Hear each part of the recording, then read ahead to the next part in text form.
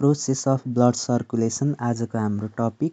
यो कसैलाई कन्फ्युजिङ रहन्छ, तर यो त्यति साह्रो हार्ड र कन्फ्युजिङ टपिक भने चाहिँ होइन।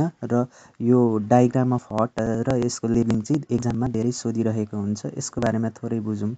अब हार्टलाई चाहिँ अब मैले यहाँनिर 4वटा च्याम्बर्समा डिभाइड गर्दै रफली। अब एउटा च्याम्बर रहेको छ राइट अरिकल, राइट भेन्ट्रिकल र त्यसै गरेर लेफ्ट अरिकल र लेफ्ट भेन्ट्रिकल। अब अरिकलको काम चाहिँ के हो भन्दाखेरि ब्लड चाहिँ अरिकलदेखि भेन्ट्रिकलसम्म पम्प गरेर पठाउने हो भने भेन्ट्रिकलको काम चाहिँ के हो भन्दाखेरि भेन्ट्रिकलले चाहिँ ब्लडहरू विभिन्न बडी अर्ग्यान्ससम्म चाहिँ पम्प गर्नुपर्ने हुन्छ। यानि कि फार डिस्टेन्ससम्म भेन्ट्रिकलले चाहिँ ब्लड पम्प गर्नुपर्ने हुन्छ। त्यही भएर भेन्ट्रिकलहरू चाहिँ अरिकलभन्दा के हुन्छ भन्दाखेरि थिक वाल्ड हुन्छन्। र राइट भेन्ट्रिकल र लेफ्ट भेन्ट्रिकलमा पनि सबैभन्दा थिक वाल भएको भनेको चाहिँ लेफ्ट भेन्ट्रिकल हो। किनकि राइट भेन्ट्रिकलले चाहिँ ब्लड लङ्ससम्म मात्र पम्प गर्ने हो, तर लेफ्ट भेन्ट्रिकलले चाहिँ ब्लड पुरै बडी अर्ग्यान्ससम्म पम्प गर्ने भएको कारणले गर्दाखेरि लेफ्ट भेन्ट्रिकलको वाल चाहिँ थिक हुन्छ।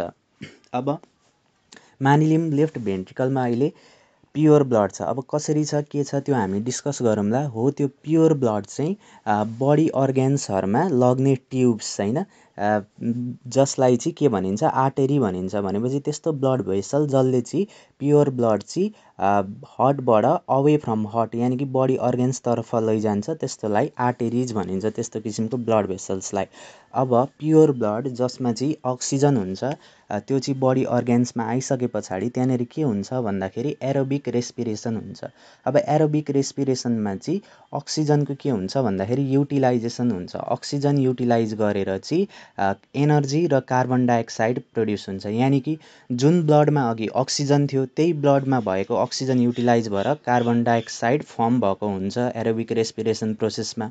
अब ब्लडमा अक्सिजन नभएर के हुन्छ कार्बन डाइअक्साइड हुन्छ। यानि कि त्यो ब्लड अब इम्प्योर ब्लड हुन्छ। अब इम्प्योर ब्लड हुन्छ यानि कि त्यसमा के हुन्छ CO2 हुन्छ। अब इम्प्योर ब्लड चाहिँ फेरि अब बडी अर्ग्यान्सबाट टुवार्ड्स हार्ट लग्ने अर्को ट्युब्स अथवा पाइप्स त चाहियो, त्यसलाई चाहिँ अब भेन्स भनिन्छ। भनेपछि भेन्सको थ्रु चाहिँ अब त्यो इम्प्योर ब्लड चाहिँ कहाँ जान्छ भन्दाखेरि राइट अरिकलसम्म पुग्छ। अब राइट अरिकलमा के छ भन्दाखेरि बडी अर्ग्यान्सबाट आएको इम्प्योर ब्लड छ, त्यो कहाँनिर जान्छ भन्दाखेरि भल्भको थ्रु राइट भेन्ट्रिकलमा जान्छ।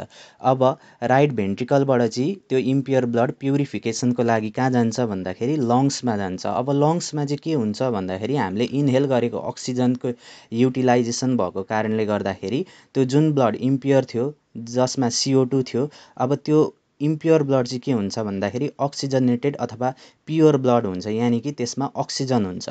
अब त्यो अक्सिजनेटेड ब्लड अथवा प्योर ब्लड चाहिँ के हुन्छ भन्दाखेरि लङ्सबाट फेरि केमा आउँछ लेफ्ट अरिकलमा आउँछ। अब लेफ्ट अरिकलमा आइसकेको त्यो प्योर ब्लड के हुन्छ भन्दाखेरि भल्भको थ्रु अब त्यो लेफ्ट अरिकलमा आएको प्योर ब्लड कहाँनिर जान्छ भन्दाखेरि लेफ्ट भेन्ट्रिकलमा जान्छ। अब भल्भको विशेषता चाहिँ के हो भन्दाखेरि एउटा डिरेक्सनमा मात्र फ्लुइडलाई फ्लो हुन दिन्छ। अब लेफ्ट अरिकलबाट लेफ्ट भेन्ट्रिकलमा आएको ब्लड के हुँदैन फेरि फ्लो ब्याक भएर लेफ्ट अरिकलतिर जाँदैन। अघि पनि त्यस्तै हुन्थ्यो, राइट अरिकलबाट राइट भेन्ट्रिकलमा गएको इम्प्योर ब्लड के हुँदैन थियो फेरि फ्लो ब्याक भएर राइट अरिकलमा जाँदैन थियो। अब लेफ्ट अरिकलदेखि लेफ्ट भेन्ट्रिकलमा आएको प्योर ब्लड जुन अघि हामीले डिस्कस गऱ्यौँ लेफ्ट भेन्ट्रिकलमा कसरी प्योर ब्लड हुँदो रहेछ भन्ने कुरा। अब लेफ्ट भेन्ट्रिकल फेरि कन्ट्र्याक्ट भएर के गर्छ त प्योर ब्लड आर्टेरिजको थ्रु चाहिँ विभिन्न बडी अर्ग्यान्ससम्म के गराउँछ भन्दाखेरि लेफ्ट भेन्ट्रिकलले ब्लड चाहिँ प्योर ब्लड चाहिँ आर्टेरिजको हेल्पले चाहिँ विभिन्न बडी अर्ग्यान्समा पुर्याउँछ। बडी अर्ग्यान्समा फेरि एरोबिक रेस्पिरेसन हुन्छ। यानि कि त्यो ब्लडमा भएको अक्सिजन युटिलाइज भएर चाहिँ के हुन्छ भन्दाखेरि एनर्जी र CO2 प्रड्युस हुन्छ।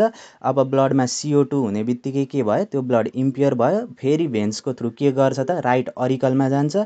राइट अरिकलमा भएको इम्प्योर ब्लड राइट भेन्ट्रिकलमा, राइट भेन्ट्रिकलबाट त्यो पुल्मोनरी आर्टेरी हुँदै लङ्ससम्म पुग्छ। लङ्समा फेरि प्युरिफाई भएर लेफ्ट अरिकलमा आउँछ अनि फेरि लेफ्ट भेन्ट्रिकलमा त्यसै गरेर के गर्छ त ब्लड फेरि लेफ्ट भेन्ट्रिकलमा प्योर आउँछ। र यो प्रोसेस चाहिँ जारी रहिरहन्छ उयोभरि। अब त्यस्तो ब्लड भेसल जसले चाहिँ अवे फ्रम हार्ट लग्दो रहेछ त्यसलाई चाहिँ आर्टेरी भनिँदो रहेछ, त्यस्तो ट्युब्स र पाइप्सलाई। र त्यस्तो ट्युब्स र पाइप्स जसले चाहिँ ब्लडहरू चाहिँ कहाँ लग्दो रहेछ भन्दाखेरि टुवार्ड्स द हार्ट लग्दो रहेछ, त्यसलाई चाहिँ के भनिँदो रहेछ भन्दा भेन्स भनिँदो रहेछ। यसरी नै हुन्छ blood circulation in human heart. अब यसमा आर्टेरी र भेन्समा पनि आर्टेरिजको के हुन्छ भन्दाखेरि वाल थिक हुन्छ, किनकि अब यसले प्रेसर विथस्ट्यान्ड गर्नुपर्ने हुन्छ, हाई प्रेसर र हाई स्पिडमा हुन्छ आर्टेरीमा ब्लड, र भेनमा चाहिँ के हुन्छ, थिन वाल्ड हुन्छ, किनकि त्यस्तो प्रेसर र त्यस्तो स्पिड भेन्समा भने चाहिँ हुँदैन।